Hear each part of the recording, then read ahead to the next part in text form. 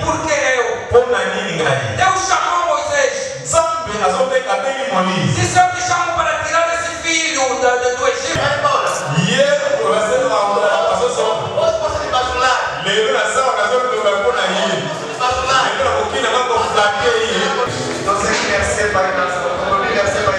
Estamos a agradecer a Deus também.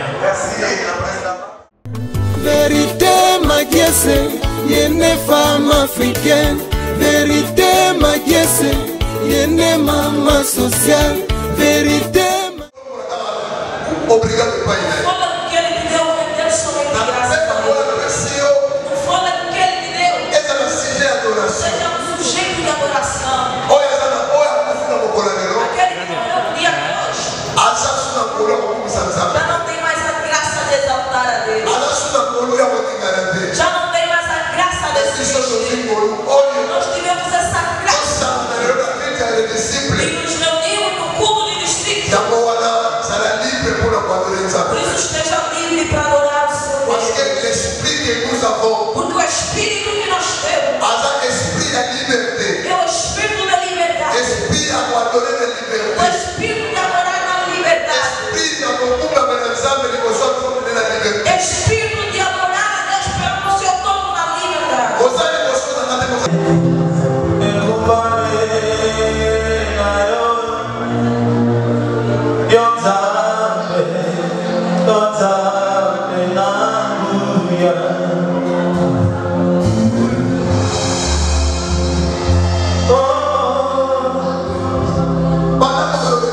Começa a adorar a Deus.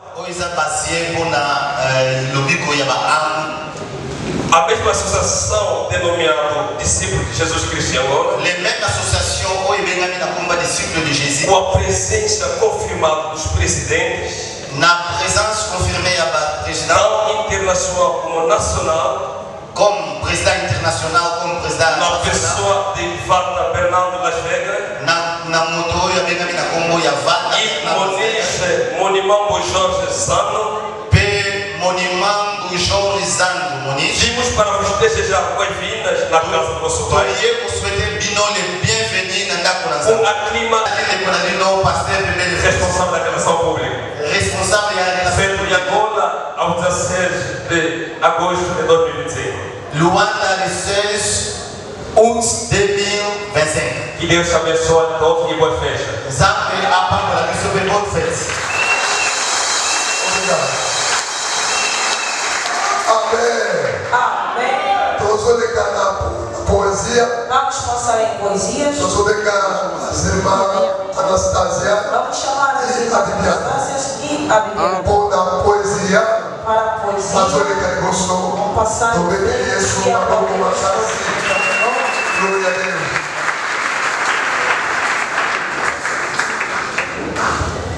No livro de Mateus 28, 16 até 20 diz assim: os 12 discípulos foram a Galileia, ao monte que o Senhor nos ordenou. Quando chegaram, o adoraram, mas outros duvidaram.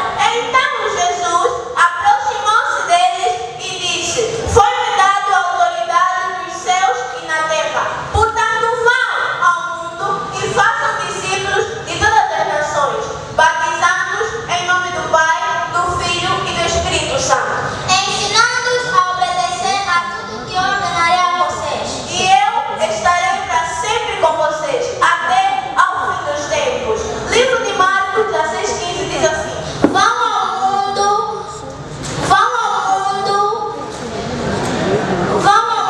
pregar o evangelho a toda. Quem crê e for batizado será salvo, mas quem não crê será condenado. Palavra do Senhor.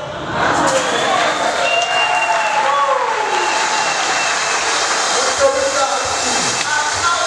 Deus abençoe. Amém. Deus seja louvado.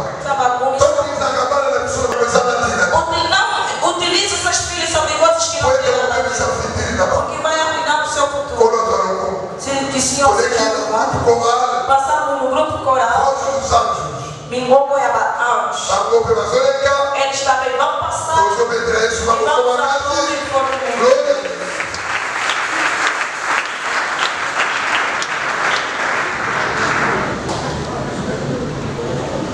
Oh,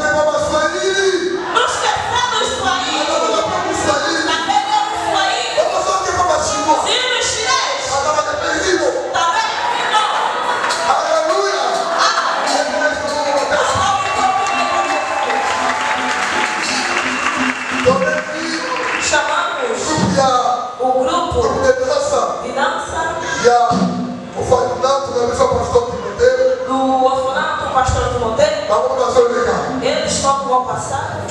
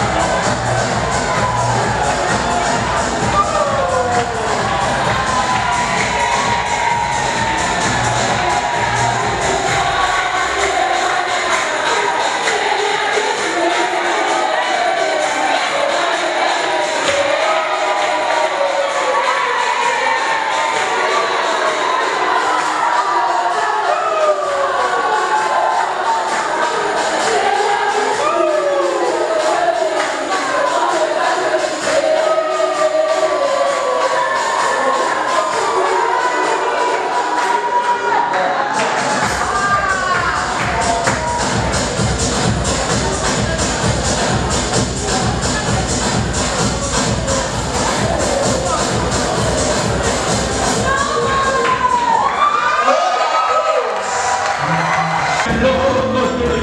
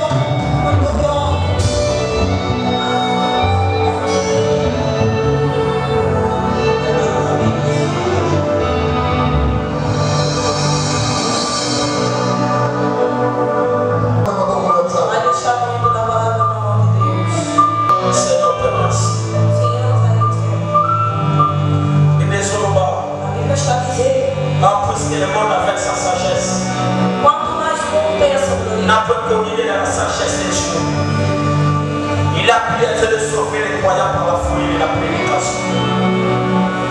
Dans tout écrit, il est inspiré de Dieu. Et il pour enseigner, pour convaincre, pour corriger, pour instruire dans la vérité, afin que l'homme de Dieu soit accompli pour tout le monde. Donc, il est allé même fort. Et maintenant, on sait dans les lois, on voit. Dans le lieu, on va dire qu'il est pas fort. Donc, on a posé dans un fort. La pauvre, il y a des lois. Parce que les lois, on a sa vie. La Bible est là. Vous connaissez la vérité. Et la vérité vous rend libre.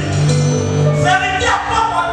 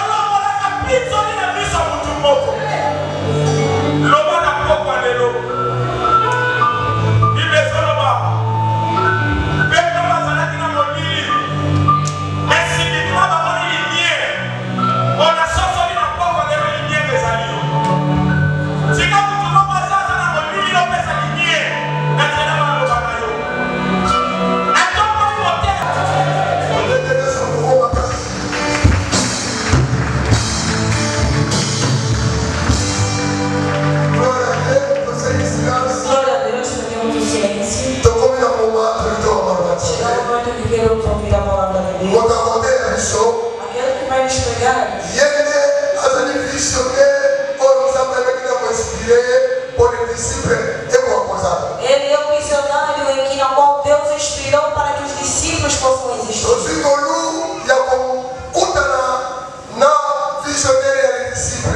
Tomamos a graça de nos encontrarmos com Deus. Ele está junto conosco aqui no país. Por isso estamos presentes. No nome do presidente Vata.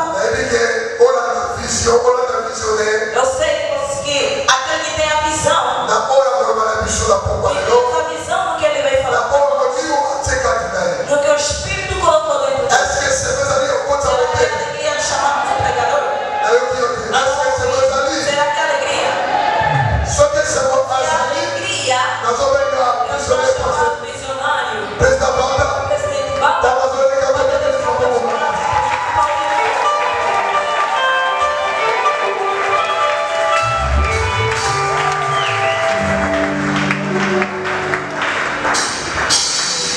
Fotógrafo. Amém. Amém. Amém. Amém. Diga amém. Amém. Apapoleu. Deus te abençoe. Por esse sacrifício que você fez. A sacrifício sali. Para poder chegar até aqui. Como na yotino katumefika. E amado, não permita. Bien me permite que você saia daqui sem perceber a razão pela qual estás aqui.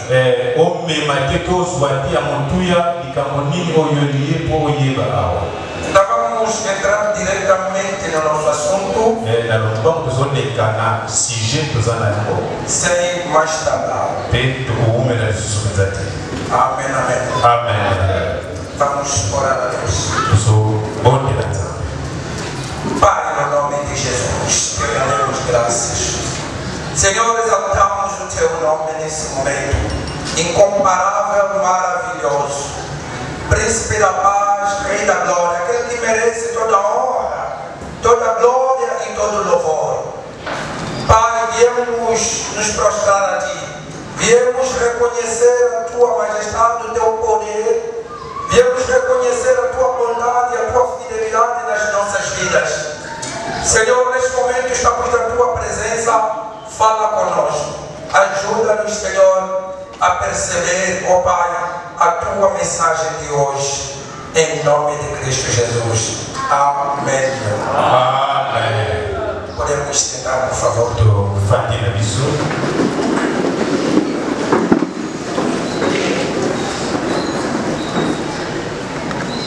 Muito obrigado a todos os servos de Deus pela vossa presença. Na presença na minha Katina Bisu. Rendemos graças a Deus Que nos ofereça suas merci. que nos deu essa oportunidade. E ele da pessoa suas oportunidade hoje. Meu amado, vamos falar de um tema que é muito importante.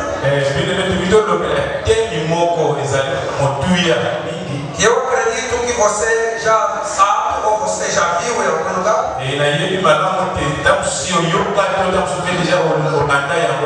A nossa tarde de hoje intitula-se Eu Tenho um Sonho.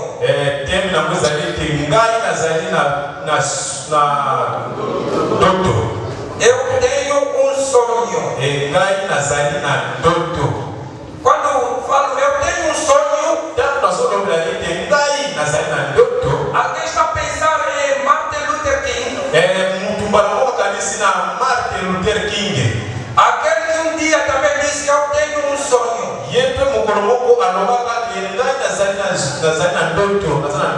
Ele era um ativista político, mas também era pastor. E qual era o seu sonho? O seu sonho era de que um dia que possa ver o negro e o branco a marcharem junto, estudarem na mesma sala de aula, filho do ex-escravo com filho do ex-dono andarem de mãos dadas.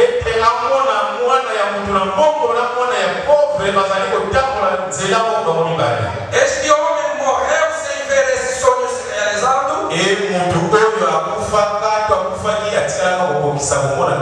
mas o sonho prevaleceu. Até que um dia aconteceu e nós acabamos de ver que até o presidente dos Estados Unidos era uma vez um negro.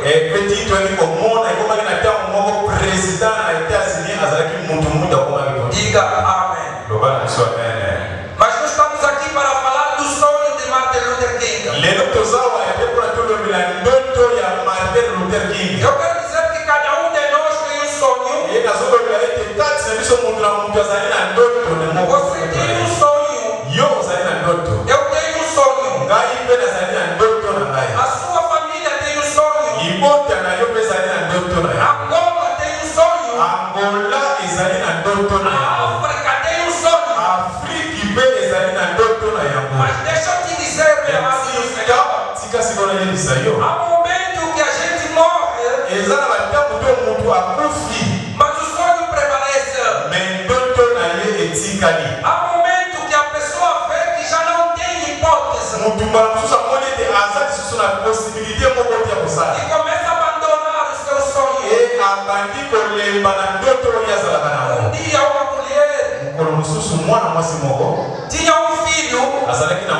Quando atingiu 16 anos, este filho morreu. E esta mulher simplesmente abandonou a Deus, porque fez a pergunta: por que eu? Talvez tenha a tua pergunta também. Talvez é a pergunta que você já se fez um dia: por que eu? Você queria fazer alguma coisa? Você pensou um dia atingir em algum lugar, mas você ainda não atingiu. Mas você encontra barreiras. Bem, os ocomitu. Em breve vamos falar o seguinte. Na concurso de Rodovilagoia. Na Bíblia, há pessoas também que se perguntaram com certeza por que eu? Por que eu? Deus chamou Moisés. Disse: eu te chamo para tirar esse filho do Egito. O Senhor.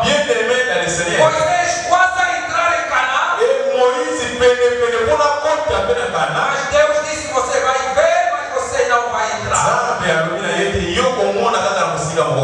Imagina Moisés se perguntando por quê. Um dia José sonhou, esperava que esse sonho se realizasse. E depois foi entendido. Se perguntou por quê. Mas chegou à casa do Potifar. Deus começou a governar a casa do Potifar. Ao invés ele pensou que não, o meu sonho agora está se realizando. Mas de repente foi parar na prisão. E lá veio a pergunta por quê.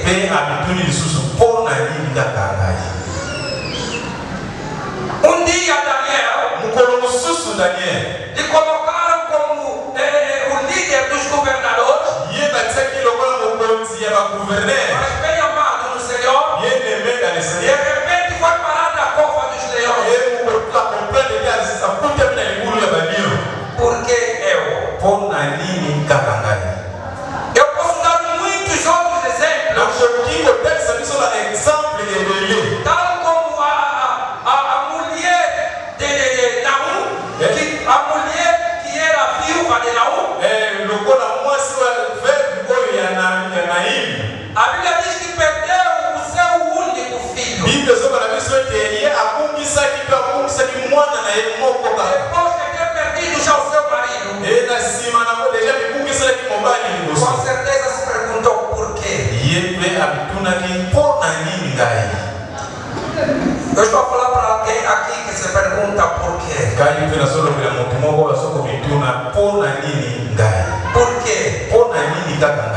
Já fiz de tudo, mas as coisas não estão a dar certo. Por quê? Porque sou eu devo ficar sem casamento. Porque sou eu devo ficar sem filho. Porque sou eu fico sem emprego. E por quê?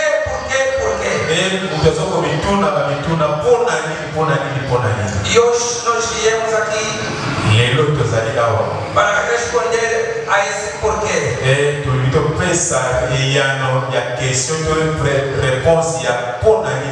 A resposta do teu porquê é muito simples.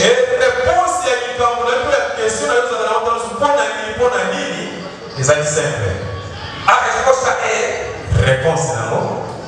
porque Deus também tem um sonho. Porque Deus também tem um sonho. E o sonho de Deus prevalece.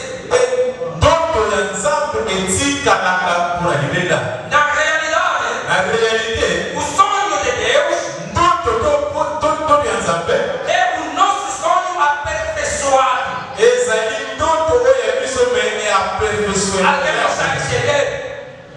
Alguém me está entendendo? Alguém me está entendendo? O sonho de Deus é nosso sonho aperfeiçoado.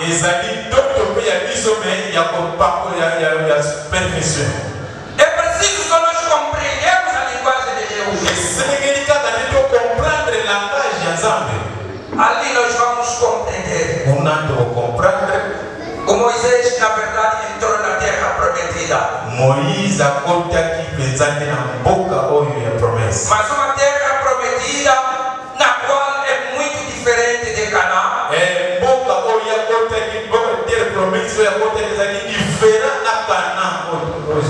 E os irmãos sabem que O José subiu muito mais além, o Daniel também. José e Pena Daniel subiram para muito mais além. Então, como eu estava a dizer que esta igreja tem um sonho. Você tem um sonho? Eu tenho um sonho. Os meninos que aqui passaram para tocar a flauta, para dançar,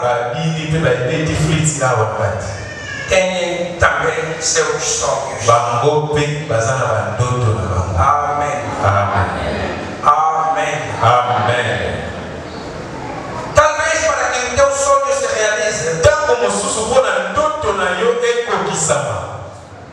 Deus espera de ti fazer alguma coisa.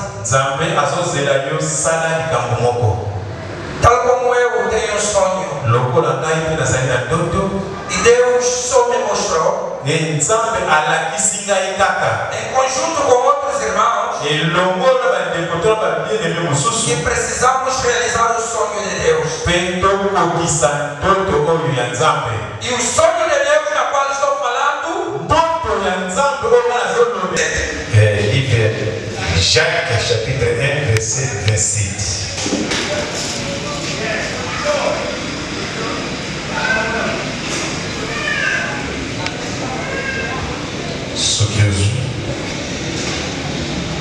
Diz assim a palavra de Deus na língua portuguesa. Amém. A religião que Deus, o nosso Pai, aceita como pura religião e imaculada é esta: cuidar dos órfãos, cuidar das viúvas e em suas dificuldades, e não darmos essa visão. Isso te tocou na visão. Aleluia. Amém. Aleluia. Amém. E então, na bombo, fomos chamados e Deus nos deu uma missão. Esta missão dos discípulos de Jesus, na qual nós viemos para compreender, pois alguém não pode fazer parte.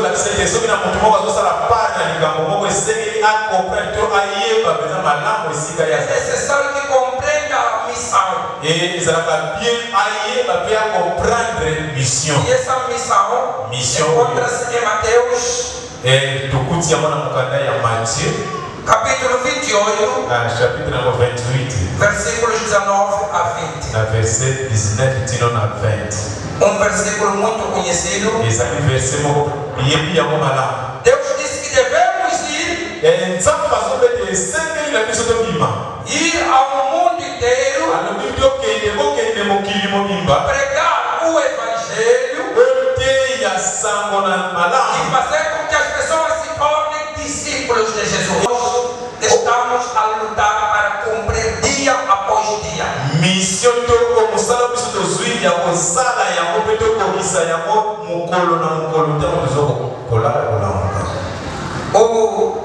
Este ministério, esta associação Discípulos de Jesus Cristo,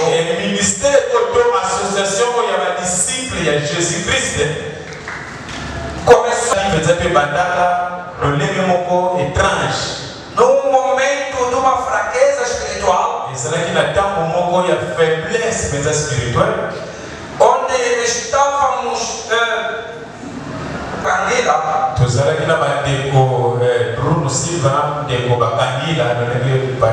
Então surgiu a ideia a partir do irmão Bruno Silva para podermos passar a fazer estudo bíblico.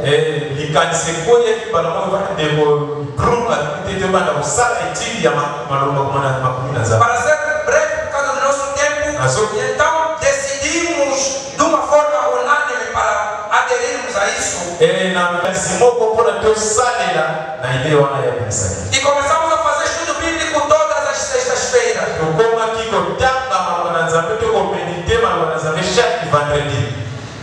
E então foi se juntando uma outra pessoa.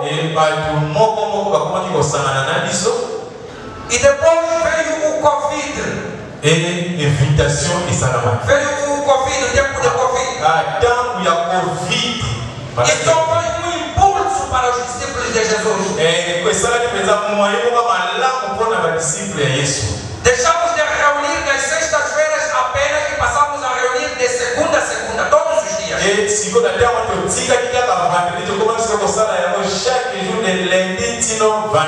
E como aconteceu lá em Atos capítulo 2, uma alma após outra.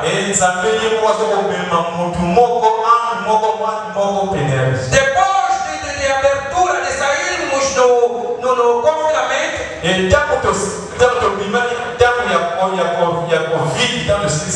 e então queríamos alterar o nosso plano.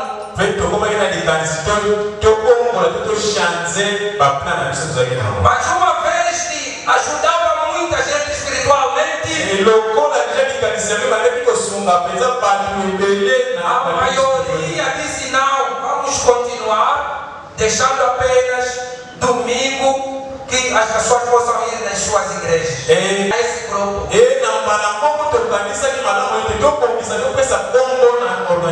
Foram propostos muitos os nomes. E com a ajuda de Deus nos levou nesse sentido os discípulos de Jesus.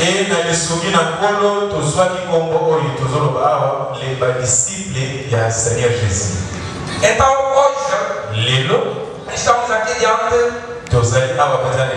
de uma associação internacional. Discípulos de Jesus Cristo. Discípulos de Jesus Cristo não é uma igreja. Discípulos de Jesus Cristo é a igreja.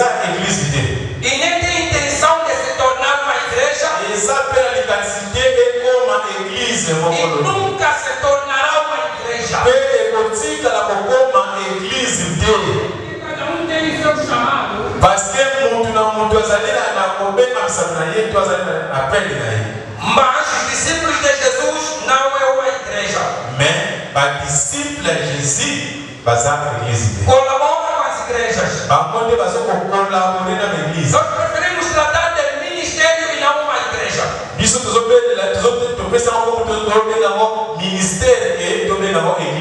Então podemos dizer Ministério Internacional dos Discípulos de Jesus Cristo. Ministério Internacional de Jesus Cristo. Por que ministério? Ministério. Porque o ministério trabalha num domínio bem determinado. Posso dar exemplo da universidade e uma faculdade. Na Universidade Agostinho Neto, por exemplo, nós temos a faculdade de engenharia.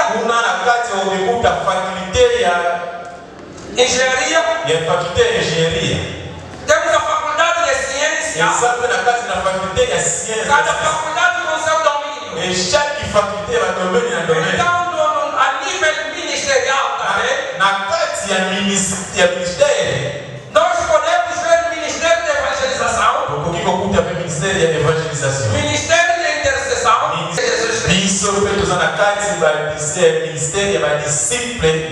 porque a missão que nos foi dada é fazer discípulos.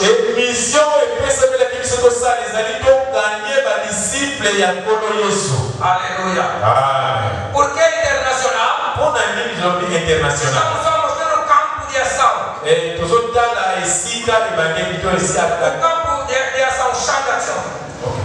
O campo de ação quer dizer que os discípulos de Jesus não vão ficar somente em Angola.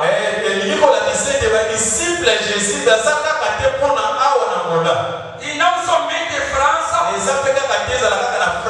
Mas pela graça de Deus está se alastrando ao mundo. Hoje estamos em Portugal. E se Deus permitir, vocês poderão ver nos dias de dor, ainda próximo mês, poderá vir o vice-presidente a nível internacional dos discípulos de Jesus. Estamos como uma vice-presidente da discípula internacional a nível internacional. Está em Portugal. E a Zana Para dizer que estamos também em Portugal. Estamos na Bélgica. Estamos na Alemanha. Estamos na Inglaterra. Estamos no Congo Democrático. Estamos aqui e estamos em França. Por isso é que é determinada ou é denominada internacional. E por que discípulos? Porque estamos a fazer a missão que o Mestre Jesus Cristo nos incumbiu.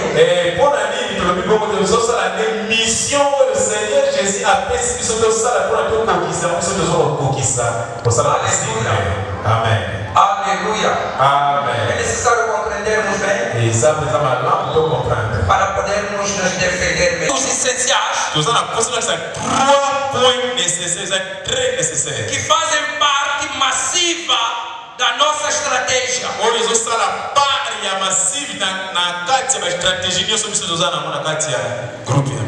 O primeiro ponto encontra-se no livro de Lucas. Há um conhecido ou há um desconhecido? Aleluia. Amém.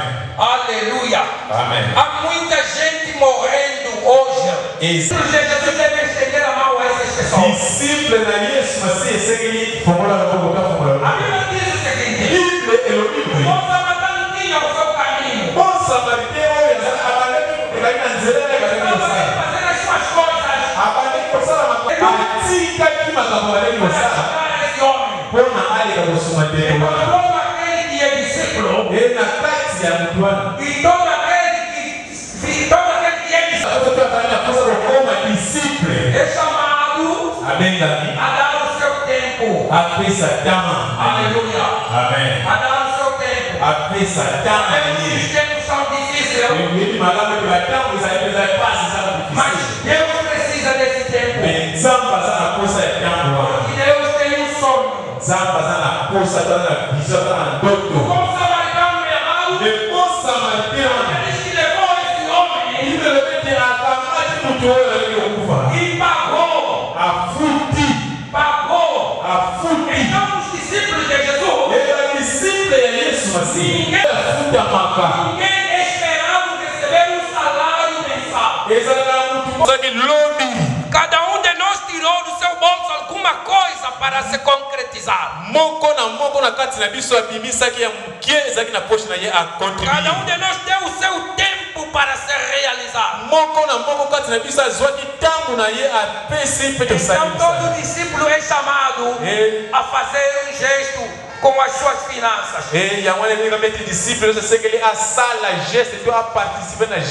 O discipulado é alguém que se converteu hoje.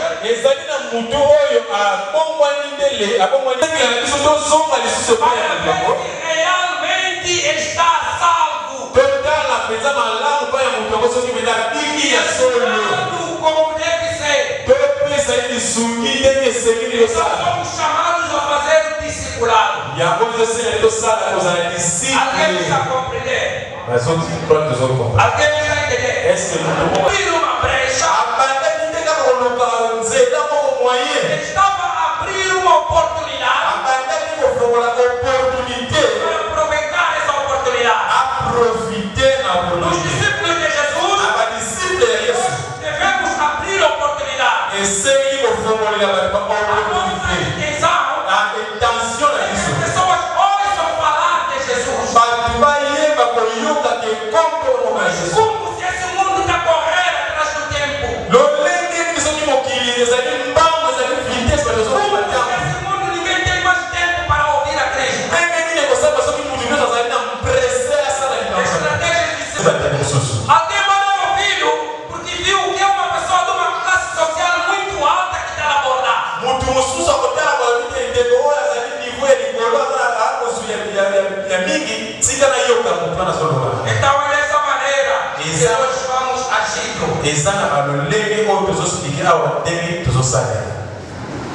Aleluia. Amém. Aleluia. Amém. Então, bem amado no Senhor, a nossa missão aqui nesta nação, neste país, é para chamar você, para você fazer parte desta missão que nos foi incumbida. Porque se vocês deixarem uma só pessoa levar, vai ser muito pesado. Mas se todos nós dermos a mão, vai dar certo. O que eu dizer? A formiga que vai se As formigas quando se unem, podem te levantar, você te levanta. Porque analisa como se observa como ele leva uma barata quando ele vai com ele. Por isso pensa mais você. Se todos nós juntarmos a nossa mão,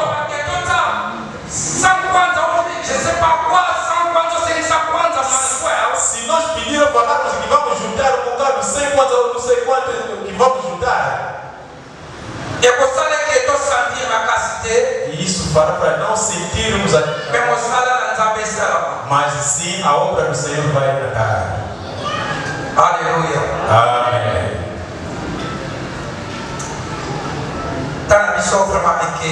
Nosso tempo já se mas o que queremos dizer? A nossa vontade no dia de amanhã, para não dizermos que um dia, marcarmos um dia,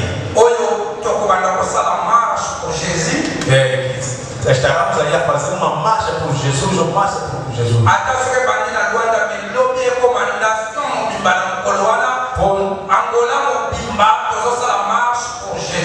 Pode ser que comece aqui em Angola e outra vez no outro país, mas queremos que aquilo aconteça marcha para todo o país por Jesus. A nossa vontade também é ajudarmos o órfão. Nós também acompanhamos aqui os filhos órfãos que estão no orfanato, que estavam aqui. Embora as situações que eles enfrentam, que eles estão a viver, mas eles são alegres.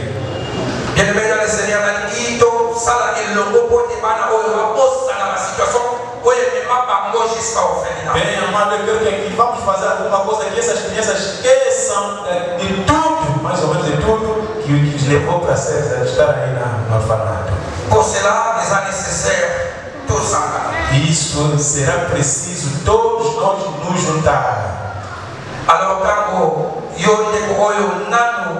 Os inscrire na associação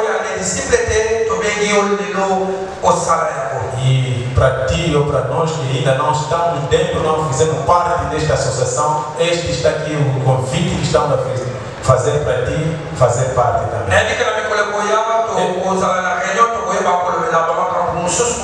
Nos dias vindouros, nos próximos dias, vamos ter reuniões para explicar outros pontos, outras coisas também sobre este.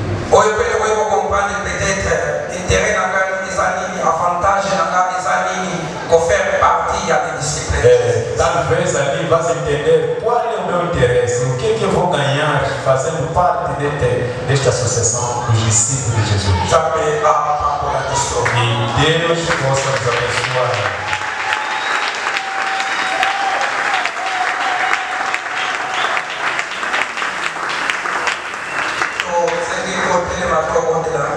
Vamos nos colocar aqui para orarmos, Deus.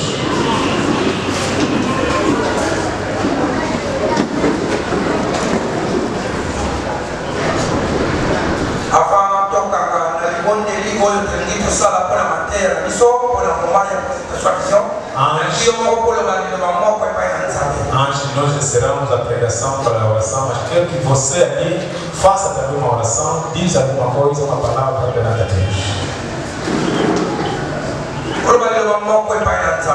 Fala uma palavra do Senhor.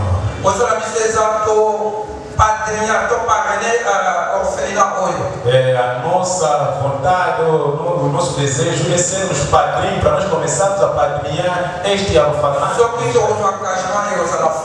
Se todos nos engajarmos, aceitarmos esse engajamento, será fácil. Fala uma coisa, uma palavra. Não imagina onde que eu vou encontrar, onde que eu vou tirar, mas se faça primeiro essa oração. O resto você deixa só na mão do Senhor. Salve a igreja com a bendita paz do Senhor. Compreendemos a visão? Aleluia, aleluia. Será um grito de glória. Convidados, convidados. Receba nossas calorosas saudações. Agradecemos imensamente pela vossa gloriosa presença.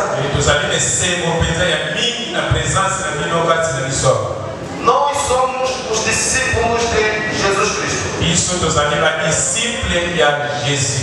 We are the International Association of Disciples of Christ Jesus. Nós somos a Associação Internacional de Discípulos de Jesus Cristo. Somos uma associação internacional de discípulos de Jesus Cristo. Associação Internacional de Discípulos de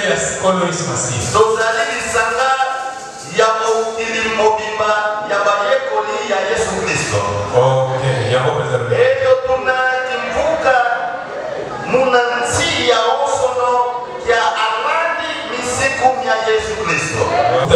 Os discípulos de Jesus Cristo. Mas discípulo ya kolo Yesu. Marca dia histórico. Na vida de todos nós. Na verdade, hoje os discípulos de Jesus Cristo vai sair daqui transformada, unida e fortalecida. Hoje estamos mais claros. A visão apresentada ao visionário.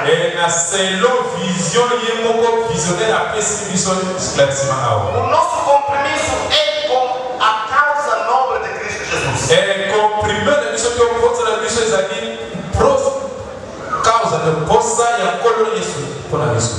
Compreenda isso essa anda é esse macia pode abater. Quer dizer, em português, a nossa causa nobre está ligada com Cristo Jesus e não com os homens. Amém. Distintos convidados,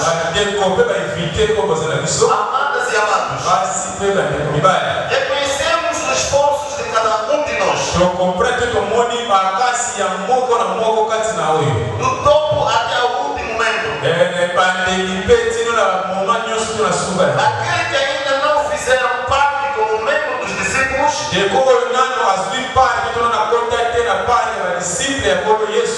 pelo esforço de cada um de nós, o que era impossível tornou possível. A realização desta grande atividade. Nosso muito obrigado.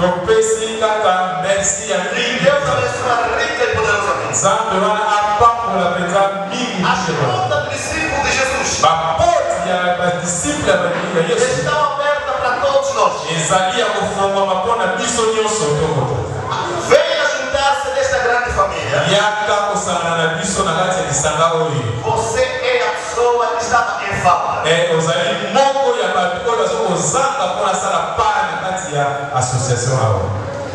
Com o respeito da relação pública. Pelo respeito à relação pública. No final do culto. Para você que quer se unir a nós. Não se apresse. Fala com ele. Ele te mostrará. A ficha de adesão. E orientar como pode se tornar um membro Et a kopesa yo malakisi ndenge na moko nsengeli na yo okota pe okoma kati ya badisiple ya Yesu Masiya. Vamos mandar o levantar para que todos aqueles possam ver. Sempre aquele mapa eles vão procura ele para aquele que quer fazer parte dos membros do Senhor. E coisa eu se colocar do CV ele que usa a parte na visão e eu na pastor ou cuida na açúcar da manhã. Ele dará o seu devido tratamento. E ele está confessa eu na cidade e vai explicar minuciosamente como se tornar um membro de Jesus Cristo. E ele vai explicar eu ndenge ni namba ko sala pona lelo yo ko moko ya disciple ya polo Yesu na msala. Eu te desejo seja bem-vindo a esta grande família. E na pesi toda sua déjà que será bienvenue na kati na biso ya disciple ya polo Yesu. Que Deus abençoe. Nzambe apambola. Amém. Amém. Graças a Deus. Chegamos no outro momento. Vamos convidar. Vamos convidar o homem de marketing de relações públicas de marketing. E ele é responsável de marketing e as outras. E vamos convidar. Vamos convidar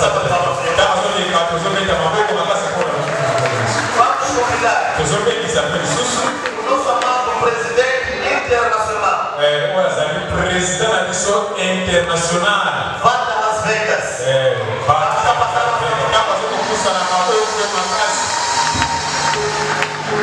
Azam muito sempre. Formidável. Como diz em francês. Homem muito simples. Azam da química do sempre é gostar. Alingiba. Pe alinga mapepa disso. Azem não precisa conversar. Azem respeito. Azem a consideração. Aleluia. Amém. E uma pessoa que tem compaixão. Asa na bolingo to na mtu azapende naye. Uma vez ali eu fofoquei ele. Kwa sisi na tonga hii. Vamos conquistar o mundo todo. A partir de seu pouquinho vamos lá passar por esse momento que ele tem. Na medida que eu falei, eu azana muito. Os discípulos de Jesus de Angola. Isso é discípulo é Yesu na awa na Angola. Temos um presente. Tozana limosona kado mo surprise moto piste. Ele colocará tozozia um lugar especial na sua casa. Tozozia eloko mo especial na damu. Isso vai embora.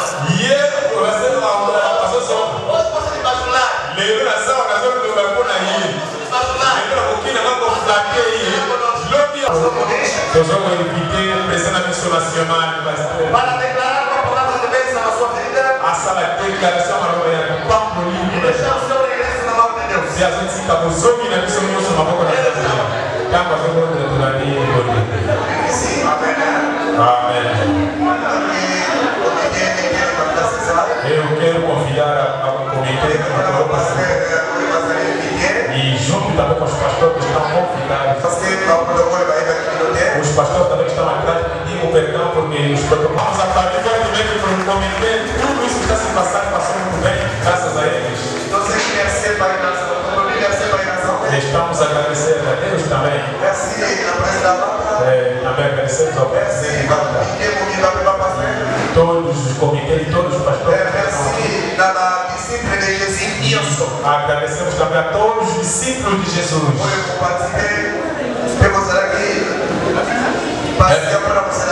Todos que estavam pacientes participando também desse evento. Embora alguns em irregularidade de tempo, mas esse Deus que possa os abençoar bastante. Assim, fechamos nossos olhos.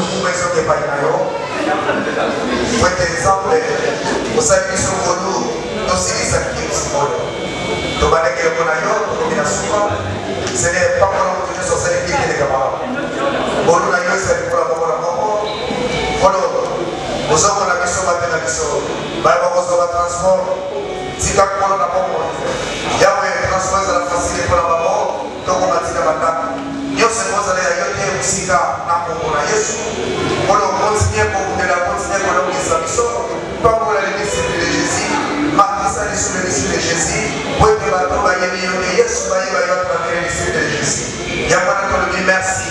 Nous sommes en